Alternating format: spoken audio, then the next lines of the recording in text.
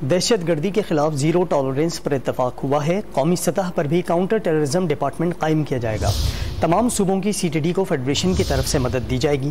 وزیر داخلہ رانا ثناء اللہ نے کالعدم ٹی ٹی پی کو ہتھیار پھینک کر مذاکرات کی میز پر آنے کی دعوت دے دی۔ اسلام آباد حملے میں شہید اہلکار عدیل کے ورثہ کے لیے امداد کا اعلان بھی کیا۔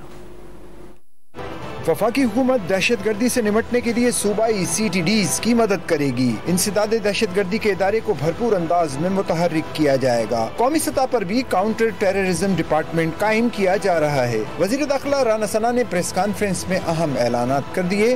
کالعدم ٹی ٹی پی کو بھی ہتھیار پھینک کر مذاکرات کی میز پر آنے کی دعوت دے دی۔ دہشت گردوں کے خلاف زیرو ٹالرنس پالیسی کا اعلان کیا۔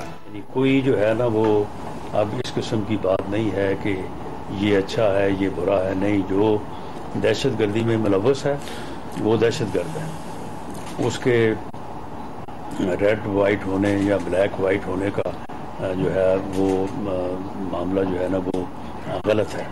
تو اس لیے جو ہے وہ نہ صرف دہشت گردی کے خلاف زیرو ٹالرنس کا مظاہرہ کیا جائے گا بلکہ پریمپٹ کیا جائے گا۔ سوشل میڈیا کے ذریعے پارلیمنٹ پر حملہ کرنے کی دھمکی دینے والے شخص کو گرفتار کر لیا گیا ہے۔ آئی جی اسلام آباد ڈاکٹر ناصر اکبر خان نے تفصیلات بتا دی۔